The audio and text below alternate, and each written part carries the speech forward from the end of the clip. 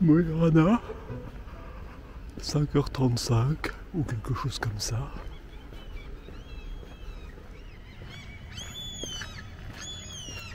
Gare de Moirana au cri des mouettes. Bon, alors sur quel quai j'embarque? Vendredi 21 juillet, 7h30. Je suis le seul passager que le train a déposé à la gare de Lonstoy. Et me voilà parti pour une nouvelle section. 3 jours, je pense, pour Umbukta. Enfin, c'est l'objectif. Le challenge, c'est d'être à Umbukta, plus les petits kilomètres qui vont bien, pour profiter du bus épicerie qui est à la frontière suédoise. Il y est les vendredis, samedis, dimanches jusqu'à 17h. Donc j'ai 125 km, 125-130 km à couvrir en 3 jours et avant dimanche 17h. Donc quelque part par là plus loin, j'aurai les voies à traverser. Et on va monter dans la fraîcheur, la brouillasse et plus tard dans la journée, la pluie. Youpi! Un peu de temps perdu pour trouver le passage de la clôture pour pouvoir passer là-bas dessous, sous les voies. On va passer un jardin privé, mais bon, j'ai pas d'autre solution. Hein. La clôture est toute récente, mais elle a été faite en travers du chemin, quoi. Bon. Allez, c'est parti. L'enjeu, c'est de passer le col avant la pluie. Pas gagné. Le premier refuge à 12 km et après le col. Allez, on y retourne. On retourne dans cet environnement. Oh, ça fait tout drôle. Ça fait tout drôle de revenir d'une journée de pause. J'ai l'impression d'avoir triché. Ouf. Ah, si le chemin est aussi bon que ce que j'avais eu dans la section précédente, là, on devrait bien avancer aujourd'hui.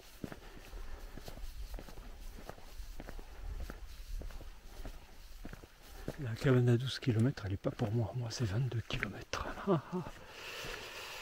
Hop. J'ai 600 mètres de dénivelé. Là, on va remonter à presque 1100 mètres avant de redescendre. Bon, dans la brouillasse, il faudra pas perdre les cairns. Un bon chemin pour l'instant. J'ai l'air de trouver pas mal de pontons, d'aménagements. Donc c'est un circuit de randonnée qui doit être quand même un peu entretenu. Ça s'annonce plutôt bien pour l'instant. De ce côté, le grand lac là, du Kemavatnet. Je passe par là pour vous en montrer un peu plus. Mais, tous ces lacs sur la carte, ils sont sympas, mais quand il faut en faire le tour, on se rend compte que c'est grand. Donc le Kemavatnet, je vous avais dit, quelque chose comme ça. Sentier très agréable. Bon, je vais descendre légèrement, traverser le torrent. Pont ou pas pont, je ne sais pas. Je présume que oui, vu comme le chemin est arrangé. Je pense qu'il y a un pont. Et ensuite aller là-bas dans la neige, là où vous voyez de la neige. et m'élever tranquillement jusqu'à un peu moins de 1100 mètres pour passer un large col. Donc ce que je voudrais, c'est que ce soit fait avant la pluie de la mi-journée. Pour l'instant, rien du tout. Et après, c'est plutôt de la descente. Il faudrait vraiment que je marche beaucoup pour avoir un nouveau col ce soir.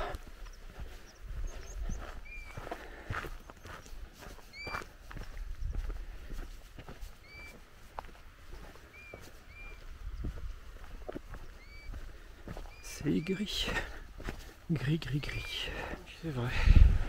J'avais oublié dans mes préparations qu'il y avait possibilité de suivre la rivière ou de la traverser tout de suite. Faut que je regarde ma carte parce que je passe le gué. Je passe le gué. La route alternative est nettement plus longue.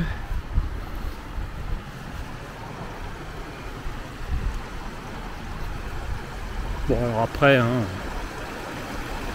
c'est pas les raccourcis qui font les meilleurs timings. Alors je vais ranger la caméra, mais normalement ça passe tranquille. Ça passe tranquille. Oh, je peux même la garder là. Je peux même la garder si ça glisse pas. Je me méfie parce que les nouvelles chaussures sont quand même légèrement moins agrippantes, surtout sur le rocher mouillé. Hop. Voilà. Oh, ben voilà, comme ça vous avez fait toutes. Vous avez fait tout le gué de la rivière avec moi. Allez, on continue ensemble.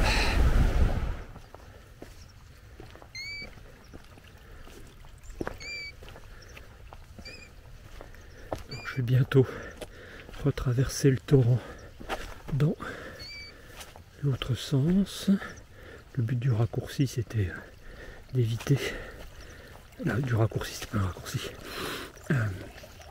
Le but de l'alternative, c'était d'éviter les deux traversées à gué, moyennant un trajet un peu plus long. Je gardais le trajet normal, direct. Il n'y a pas tellement d'eau que ça dans le torrent. La montagne émerge un peu de la brume.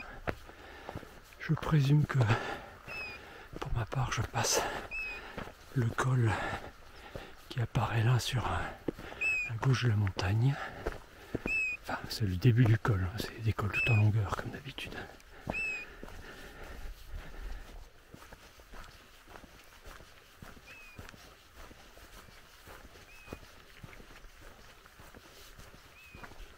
C'est ici que je dois retraverser. Oh bah ouf.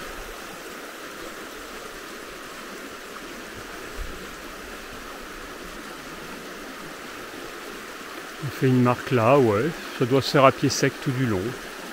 On va voir.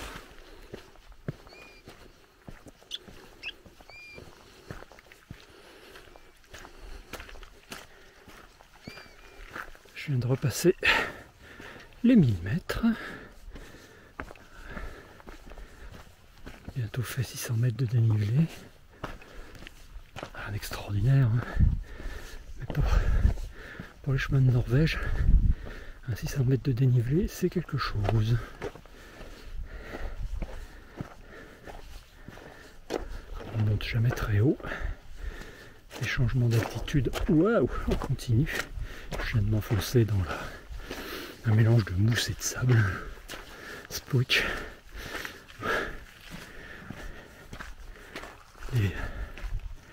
Les changements d'altitude sont rarement très brutaux. Hop, allez, bout de caillasse. La luminosité a l'air de bien s'accumuler par là où je suis passé. On va voir si là où je vais, c'est un peu moins bouché. Morne pleine.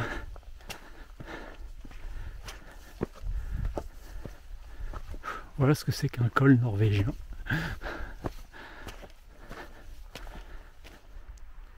Un petit bout de glacier se dévoile là-haut.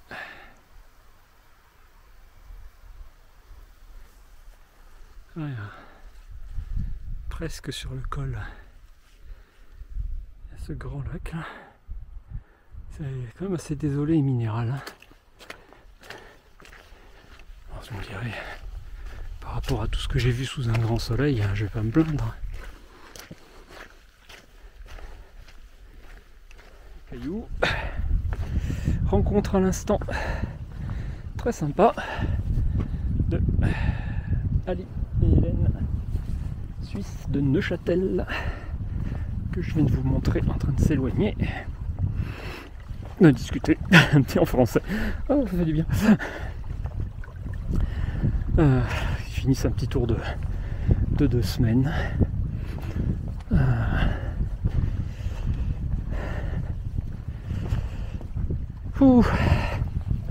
Bon, bah, je suis content d'avoir passé le col avant la pluie. En tout cas, de ne pas avoir eu de pluie pour l'instant. Et j'ai encore du caillou pour un moment, m'a-t-on dit. Objectif, là, les cabanes dans la vallée, pour faire la première pause déjeuner. C'est-à-dire que je me fais une longue section de marche ce matin avant de me nourrir après les agapes de Mo i Rana. J'ai mon glycogène bien chargé là, je peux me permettre. C'est sympa que la nébulosité se lève un petit poil pour me donner un rien de vue sur ce que j'ai traversé. De ce côté là, je saurais jamais à quoi ça ressemblait.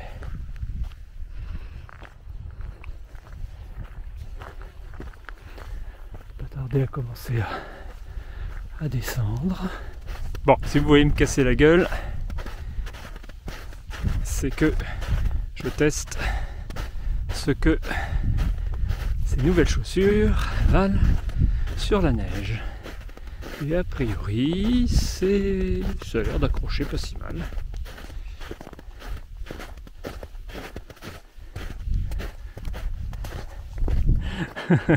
Potoling, c'est pas les chaussures, c'est juste que il y a un trou sous la neige.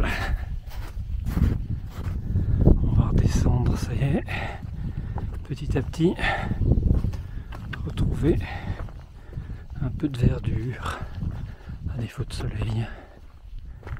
C'est vraiment désolé ici. J'aimerais pas être là, j'aurais pas aimé être là dans la pluie et le vent. Ouh. 17 km de fait depuis Landstoa, 6 km jusqu'à Saltfjeld, et c'est là qu'il ne faut pas se tromper, parce qu'il y a un marquage qui part vers une autre direction, là. Et moi je vais par là. Ali et Hélène m'ont parlé d'une dame norvégienne qui s'était trompée et qui a dû galérer et s'est rajouté faire une énorme journée pour arriver épuisé hier soir à la cabane où il dormait. Et d'ici, enfin, de la vue. Wow. Beau grand lac. On pourrait presque croire qu'il a du soleil là-bas, mais non, c'est juste un effet des hauts fonds.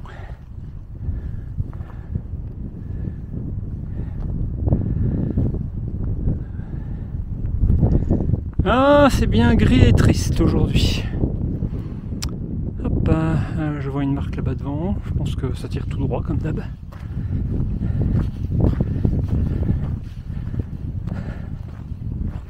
Hop, bingo. Donc ça s'agit du torrent qui est là, qui doit être mauvais à la fonte des neiges ou par temps de pluie. On peut imaginer. On peut imaginer que c'est pas génial quand ça déborde.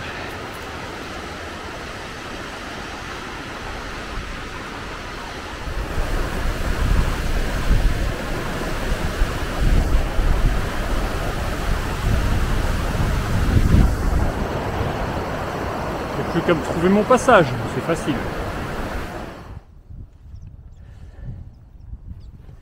Bon, je vais plus tarder à arriver à Saltfjällhuta, cabane DNT. Il y a une autre cabane 4-5 km plus loin qui est gratuite, mais là ça va faire 23 km depuis Långstå, là sans pause. Bon, je peux me poser en extérieur si je veux pas payer.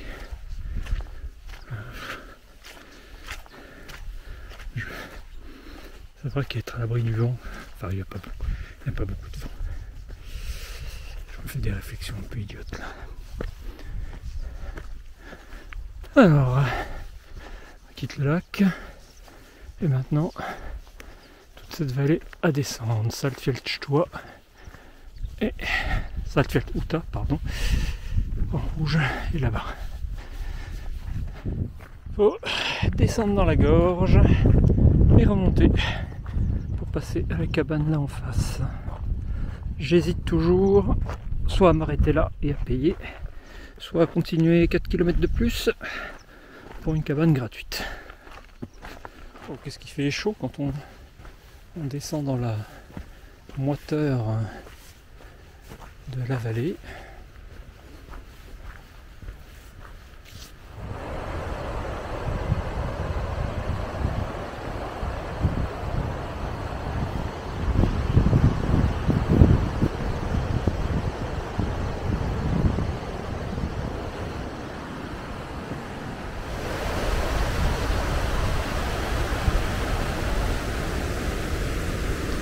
Des traversées de pont, vous en avez vu, vous en voulez encore,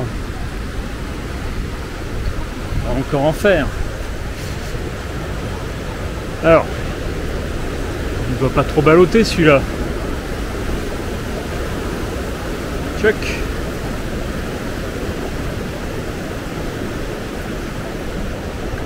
Et voilà, une traversée de pont de plus. Bien belle rivière en tout cas. Bien joli torrent. J'arrive à Saltfjällhuta. Bon, je crois que j'ai profité du fait que le chemin doit pas être mauvais et globalement en descente pour faire les 3 km et demi, 4 km vers la cabane gratuite. Comme ça fera 4,50 €, 5 € à dépenser autrement.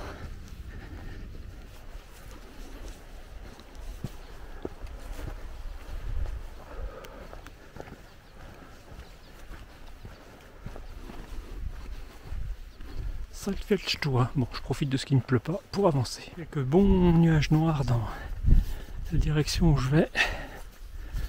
Marcher au sec, plus forcément durer très longtemps.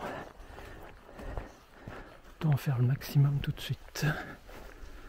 Même si j'aimerais bien me poser là. Mais bon, allez, qu'est-ce que c'est que 3 km?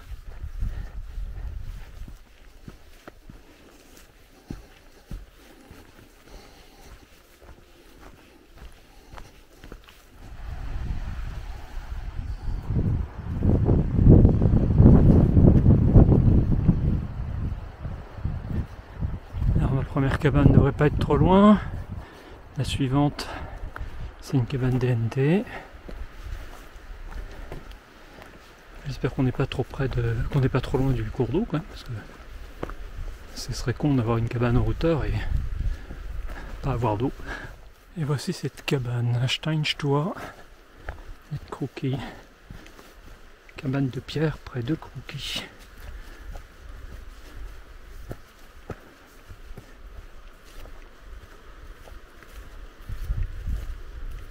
Ouf. Faut que je me pose.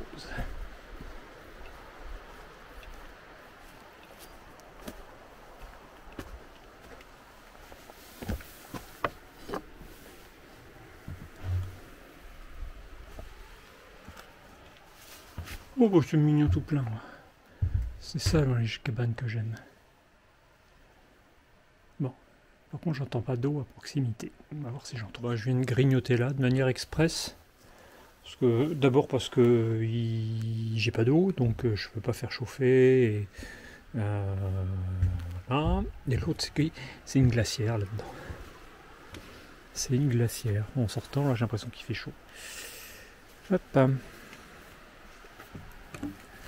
Refermons.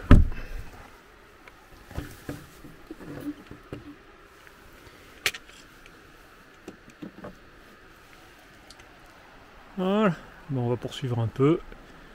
De l'eau, puis de toute façon, je referai une autre pause dans l'après-midi, tant que la pluie ne vient pas. On va avancer. J'étais au courant de la tradition, mais c'est la première fois que je l'observe. Donc je vais vers le sud. Vous devinez à quel endroit je me trouve. Et c'est toujours rigolo. Voilà. C'est ça. C'est les portraits royaux dans les chiottes. La tradition vient de ce qu'à l'époque où on utilisait le papier journal, par respect, les photos royales n'étaient pas utilisées.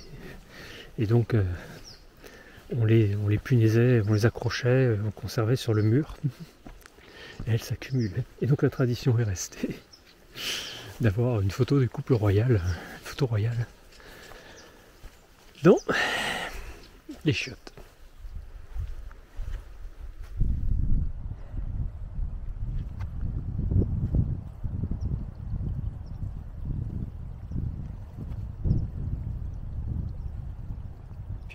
Oh, c'est crevant quand il faut traverser du semi-marécage comme ça. Régulièrement, le pied se retrouve collé au sol, s'arracher. Il n'y a pas de chemin bien visible. On ne peut pas dérouler. Ah là, la fatigue!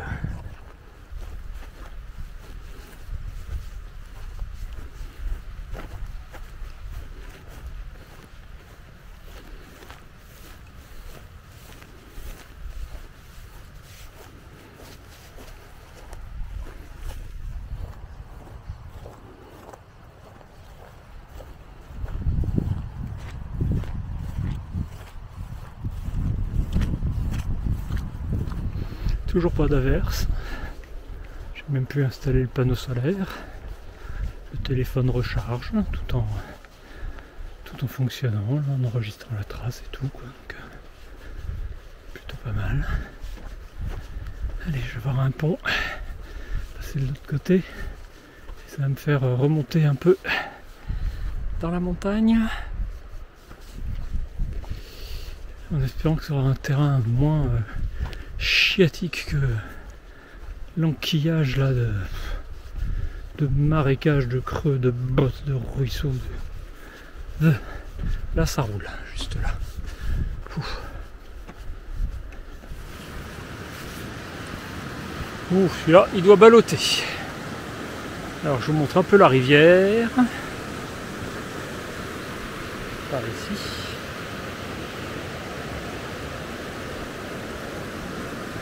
Puis là, là, puis on va y aller mais sans la caméra. Allez, la conjugaison d'une montée brutale et d'un sol marécageux, tout ce qu'on aime. J'espérais que ce versant serait plus sec car plus ensoleillé. Pour l'instant, c'est pas le cas.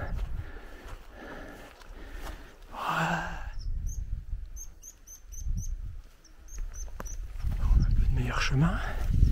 J'espère que je vais le garder. Un peu moins brutal. J'ai encore une bonne montée. Il faut que je remonte à peu près à 800 mètres d'altitude. J'étais à 500 mètres là en bas dans la vallée. J'ai dû en faire 100 à l'instant.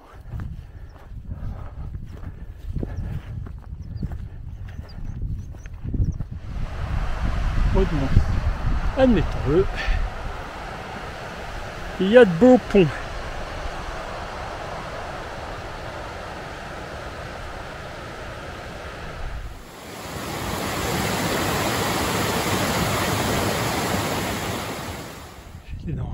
fond de la vallée là. Comme une bonne grande bête hein, qui n'est pas finie. Et j'avoue que comme j'atteins ou dépasse les 40 km là dans la journée, sur du sentier chiant et fatigant, je cale un peu. Bon, je pense que la cabane, oh, j'ai encore visé une cabane. Ça fait une éternité que j'ai pas monté la tente, mais le confort de ne pas avoir à monter l'abri, d'avoir du volume, est vraiment trop appréciable. Donc je vise une cabane encore en 3-4 km. Bon, ça va être plutôt en descente dans un instant, donc ce sera mieux. Je pense que la montée est terminée. Il y a des beaux glaciers là. Voilà. Et là maintenant, j'enquille avec la vallée qui va sur la gauche et quelque chose que j'attends depuis longtemps.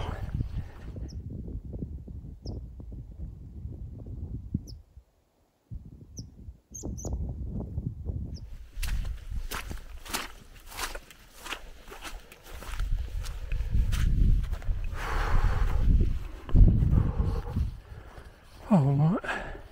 Ok, c'est mouillé, c'est de la mousse, de la gadoue, du marécage, mais de temps à autre, mais ça monte plus. Parce que là, avec la fatigue, là, l'ascension devenait pénible. Vraiment pénible. Heureusement, ça roule un peu. On peut mettre le moteur en roue libre, respirer un peu, et profiter de l'issue.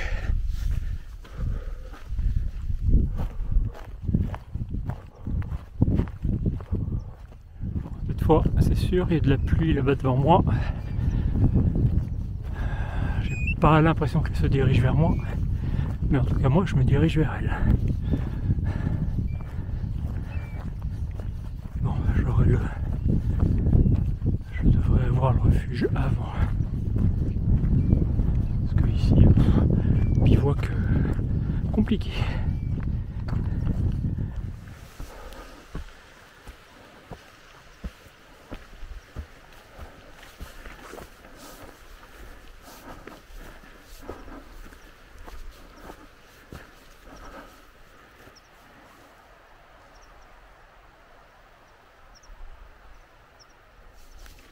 J'ai mal aux pieds, il y a des moustiques, il pleut, alors c'est pour ça que j'ai les yeux un peu mouillés à cet instant, car qu'est-ce que c'est que ça? Qu'est-ce que c'est que ça?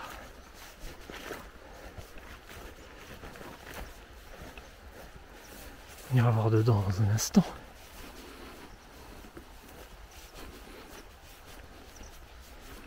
C'est là que ça se passe.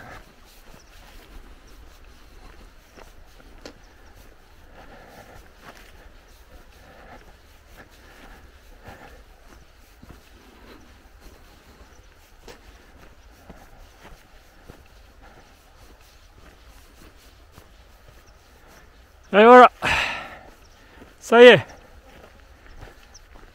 nouvelle étape.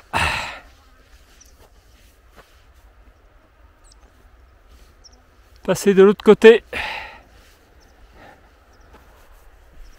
du cercle arctique. 1200 km. Bon, allez, je l'ai bien filmé, bien photographié. Je le reverrai demain matin. Peut-être un coup dans la nuit. Mais je pense que là ça va être... C'était quand même pas mal de pluie qui était annoncée pour demain. Donc un peu de chance d'avoir un rayon de soleil ce soir. Allez, maintenant je vais me changer. Je vais m'installer un petit couchage sympa et je vais me faire un dîner. Plein de bonnes choses.